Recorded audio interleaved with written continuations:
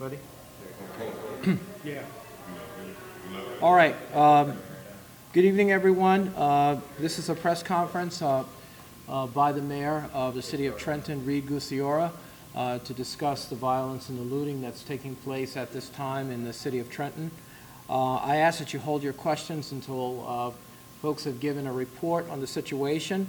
The mayor will begin speaking first, followed by City Council President Kathy McBride, Mercer County Prosecutor Angelo Onofre. Our Police Director, Sheila Coley, will make a brief statement before she has to go back out into the theater to supervise our personnel, and Fire Director Derek Sawyer. So at this time, I'd like to introduce Mayor Reed Gusciora. Good evening, everyone, and thank you for coming out. I wanted to first say that we stand together with the family of George Floyd, and I share the outrage of the brutality and the death of George Floyd. That should never have happened, and I share the outrage of the community. Yesterday, we had a protest that I actually came to that was at West State Street that was largely peaceful and productive, and people got what their sentiments were off their chests. Today, a similar protest started and was also by and large peaceful until the evening hours descended. And then the crowd, which was many were from out of town, some were from in town, decided that their productivity would be by starting to loot stores on West State Street. I don't believe looting a sneaker store or a liquor store really is productive or keeps the discussion going. We need so many things that we need to focus on here in this city, whether it be economic development or creating a better city and moving it forward. This sends us backwards. It sends the wrong message. And I understand that there is anger across America, from New York to Philadelphia to Los Angeles, and we're no different. But still, we have so many challenges in the city. We're small enough, we're diverse enough that we could settle our own problems. We don't need people from the outside coming in to destroy what the good that we have been trying to do for the last 2 years. I would urge everyone to adhere to the curfew. We want the city open as soon as possible, but this sets us backwards. And the curfew, unfortunately, is going to remain. We're going to be on lockdown, and we're not going to tolerate lawlessness that's been in the streets that started late this afternoon and into the hours. I do have to thank our police department, working in conjunction with the state police, the county sheriff's officers, and area police, Hamilton, Hopewell, Lawrenceville, Princeton, Washington Township, some from Burlington, and even Falls PA. I want to thank for our police for coming out and working together, but we as a community also have to work together. And this all should have been on the discussion stage. We had police that were actually in unison with the protesters. They don't believe that should not have happened to George Floyd, nor should it happen to anyone else. So we want to work together in the future, but lawlessness is not the answer. It sends this town backwards, and we want to go forward. But thank you very much for coming, and thank you, Director, Council President, and our Emergency Operation Commander.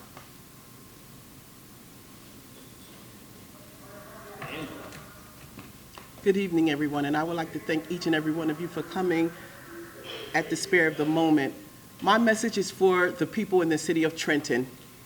I am not only acting in my role as a city council person, my official capacity, I'm acting as a mother and as a resident of Trenton.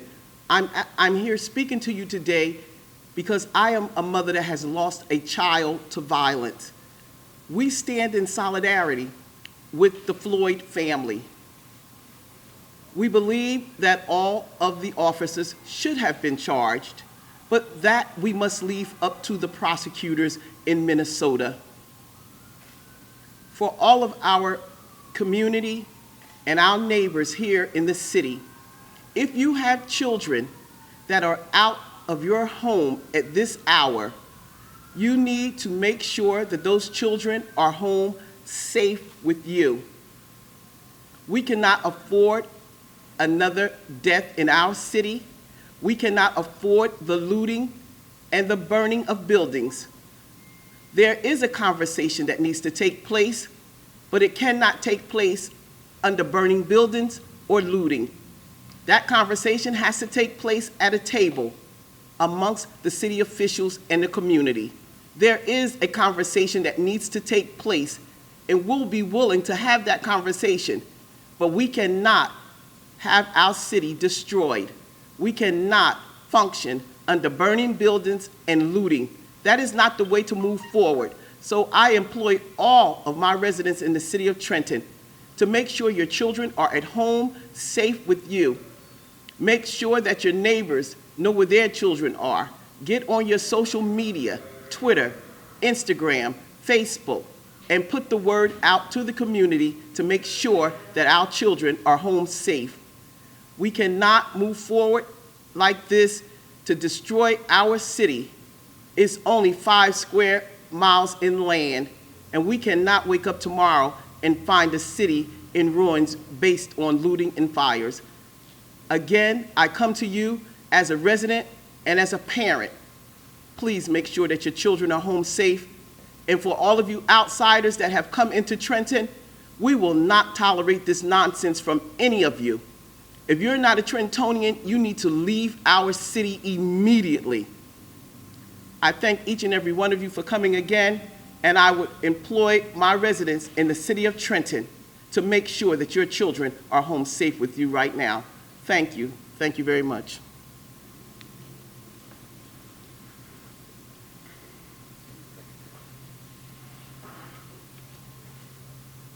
Good evening, everyone. Thanks for being here under these troubling circumstances. You know, I was taken by a story I saw about George Floyd, and that was he was a neighborhood protector. And I think the fact that these fires are going on and the looting and breaking into stores and burning buildings doesn't really honor his memory, because he was a protector. And I think this is something that George Floyd wouldn't want to see in his community. With that said, all 21 county prosecutors found it very disturbing to watch that video of what occurred to Mr. Floyd. And frankly, we issued a joint statement from the 21 of us that condemned the actions that occurred by those police officers in Minnesota. And we reaffirmed what we have done here in New Jersey through Attorney General Graywall's Excellence in Policing initiatives. We have a vigorous internal affairs process. We have a vigorous process to investigate those bad officers, those ones who dishonor and disrespect our communities. We have that in place. That's the way to work this. You know, our relationship with the community isn't built across crime scene tape. It's built in those church basements where I've been with my good friend, Sergeant Cynthia Hargis, many, many nights. And we've been there. We've been at National Night Out. We've been in all the neighborhoods. We get to know our neighborhood. We get to know our residents and the citizens. And to have something like this happen to Trenton, when Trenton's trying to rebuild and renew, is just something that's intolerable, and the residents of this great city shouldn't stand for. You know, Trenton was the birthplace of a revolution. And here we can make that change again to have our police officers more responsive and more responsible. But it doesn't start by looting a Family Dollar or burning buildings. It starts by conversation, as Council President McBride said. It's time for us all to come together as a community, as one community. Please, let's keep the peace. Thank you.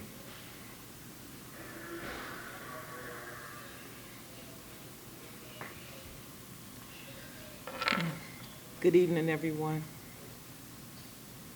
I want to first give my condolences to the family of George Floyd, followed by my apologies to the family of George Floyd for the shameful way, the disrespectful way that the residents of the city where I am employed has decided to honor or dishonor his memory.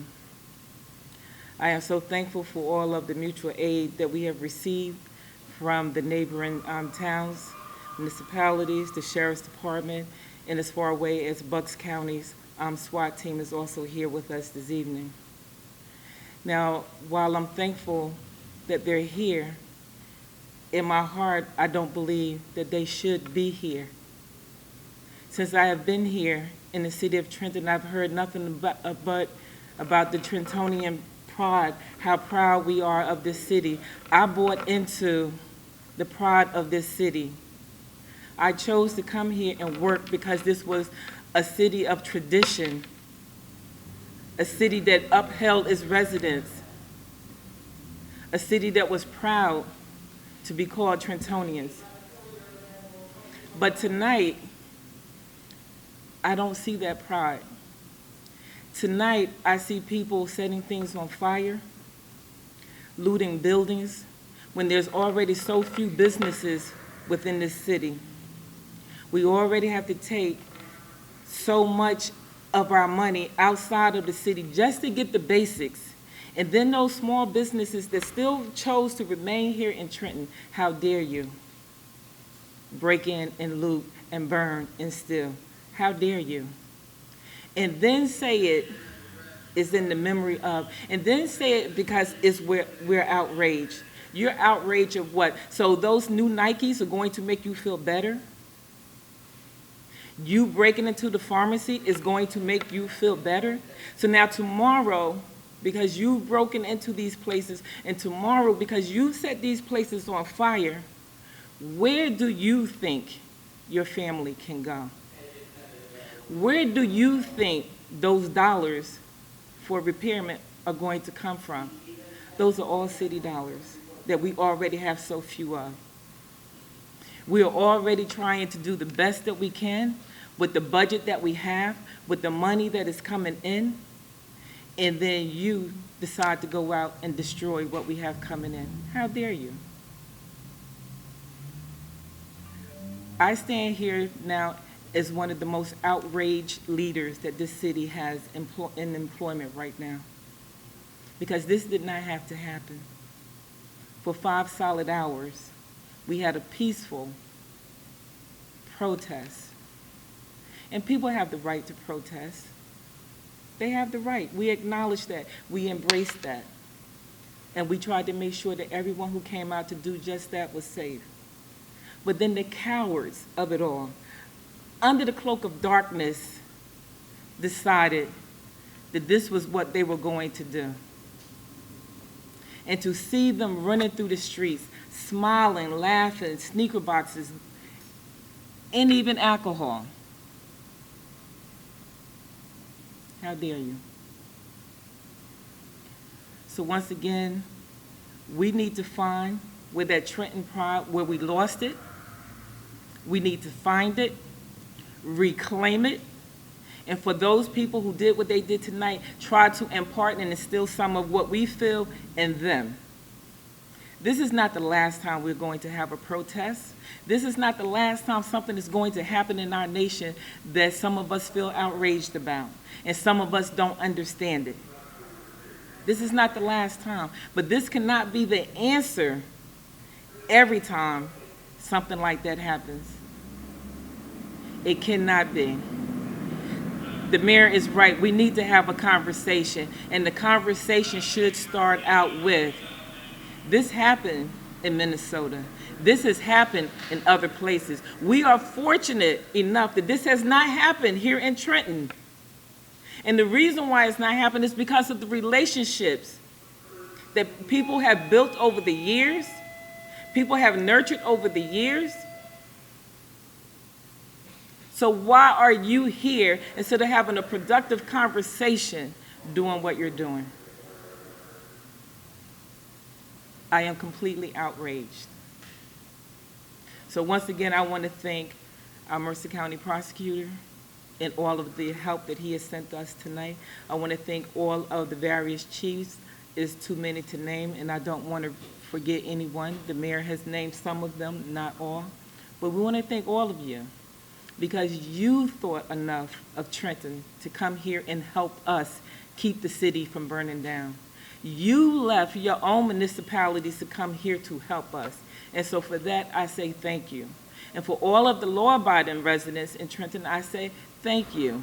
We need you. We need to make more of you. We need to have you help us reclaim this city. Thank you.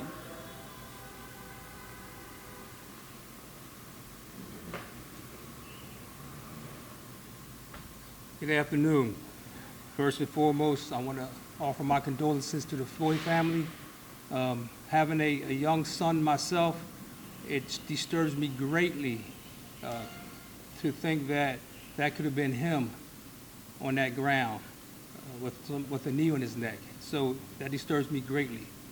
But two main things and two main points. I want to echo the sentiments of Council President McBride. If you don't know where your loved ones are, you need to find out and get them in. If you don't know where they are, go find them and get them in. The second point is, every single day we have an opportunity to exercise leadership. And this community has a lot of leaders, a ton of leaders. So I'm going to implore each and every leader in this community to exercise leadership from now until tomorrow morning and make sure we get this city back on track. Every single leader has the ability to exercise leadership right now and to tomorrow to get this city back on track. And lastly, we need to clean this city back up. So I'm going to, again, have a call to action for all the city leaders to meet us, the administration, out tomorrow morning to clean our city back up and to let everyone know that this is not going to stop us from moving forward. I want to thank you for coming out. And again, everyone has an opportunity to exercise leadership. Thank you.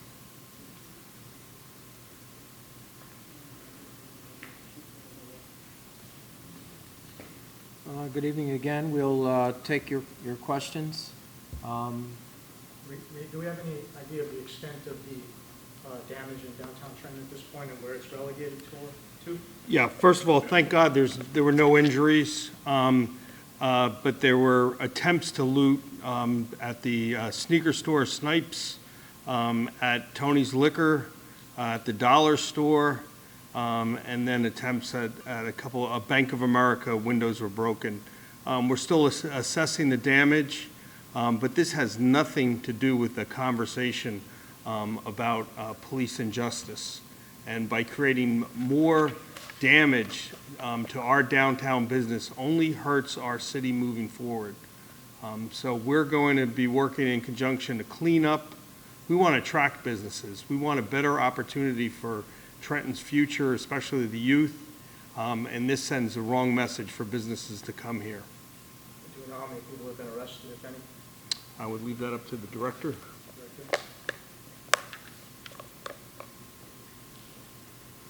I don't have a total number at this time, but I can tell you that all of the places that people attempted to break into and loot, we have made arrests in most of those, and we're looking to make additional arrests in the coming days. So everyone who thought they got away with something probably didn't. So there have been people that are... We have made arrests, yes. Okay. And do we have an idea of the extent of the damage to those businesses? Do we have a number figure, how much damage has been caused? A dollar amount, no, I don't have that at this time. Okay. Can you talk about your personal reactions to watching Mr. Floyd suffocate to death while an officer kneeled on his neck? Well, I, like most of America, did not understand what I was seeing. It certainly was not any tactic or technique that I had ever been trained in, nor do I know of any other police department that trains that particular technique. So I did not understand why that was happening, and I certainly didn't understand why, when he was saying that he couldn't breathe, with all of the other deaths that we've seen, with suspects or people in custody saying that they can't breathe while there wasn't an adjustment in the tactics. So I just didn't understand it. Is it just relegated to West State Street for all the looting and rioting? Or was there any ancillary areas of the city that were also impacted?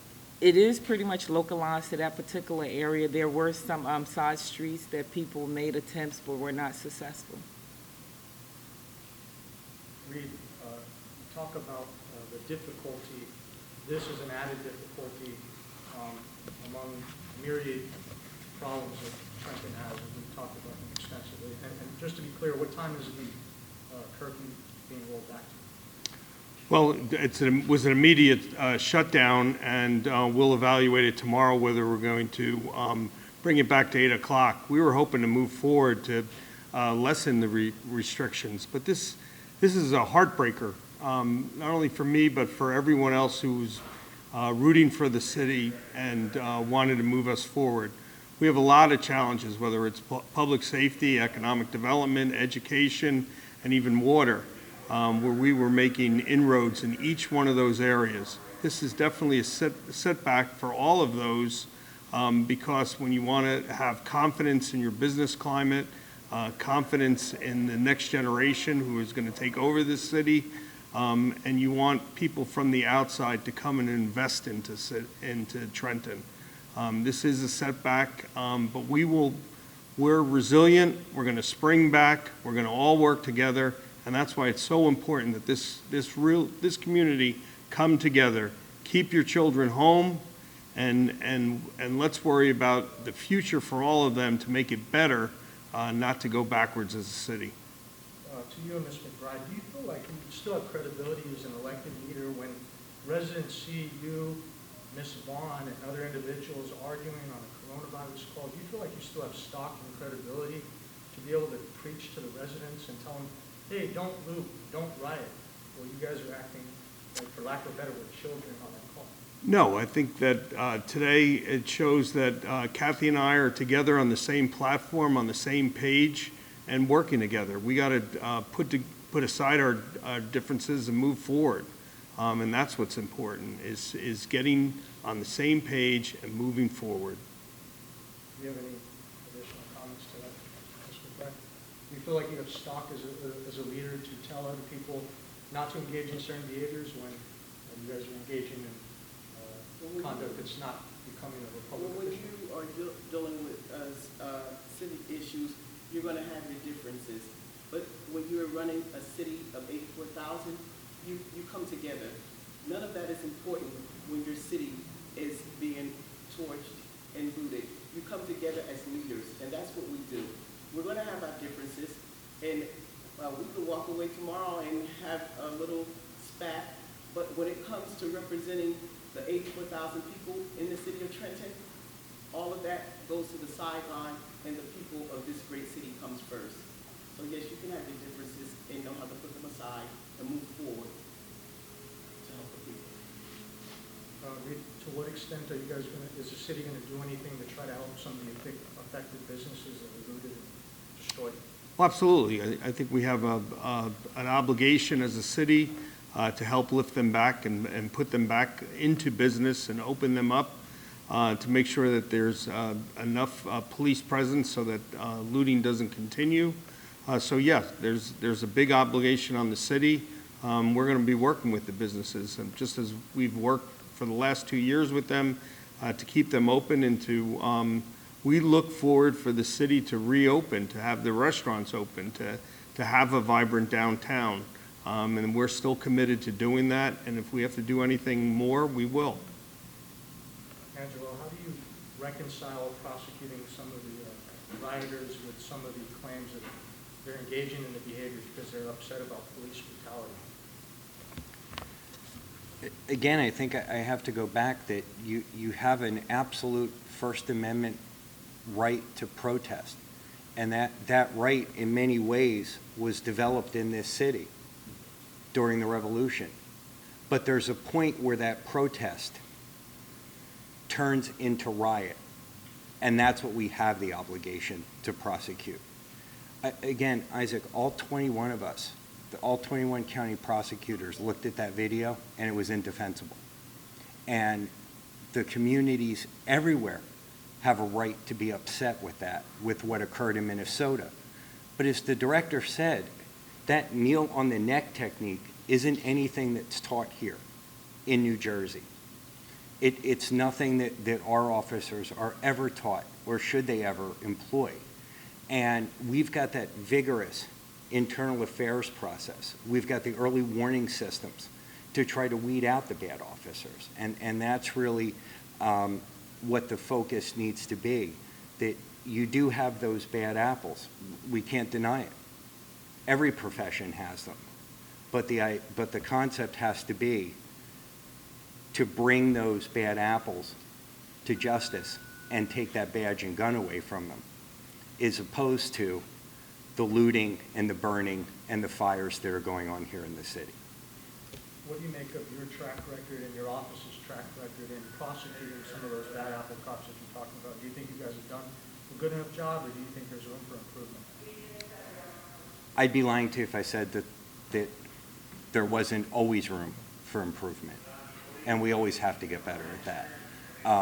When we see those actions, we have to make a call on them. As you know, my office makes an initial call. It goes up to the Attorney General's office to review. They either agree with us or they disagree with us. And if we have to bring the officer to trial, we bring the officer to trial. And as you've seen in recent weeks, we haven't been hesitant to charge. Thank you, Mr. Minister. Appreciate that. Does anyone else have any more questions? We're about to conclude so that we can get back and continue to assess the situation, and we'll be able to report to you in a few hours when we have some new and some more substantial information about how we're responding to this emergency. Would you expect to have another update tomorrow? Yes, we do. Reed, real quick, how do you restore calm and peace to the city? What's the first step? Well, I've gotten a lot of phone calls since 7 o'clock. I've been nonstop, and people are volunteering what they can do. Community leaders, church leaders have all reached out, and we're going to have a discussion. We're going to have a conversation with our community, but we have to decide collectively, is this productive to loot a liquor store or to loot a sneaker store? That's not the conversation that is starting to honor George Floyd. So we have to deal with the lawlessness. We're not going to tolerate it. We're going to protect the businesses. We're going to protect the economic vitality and the safety of our neighborhoods for the days to come. Thank you very much. Thank you.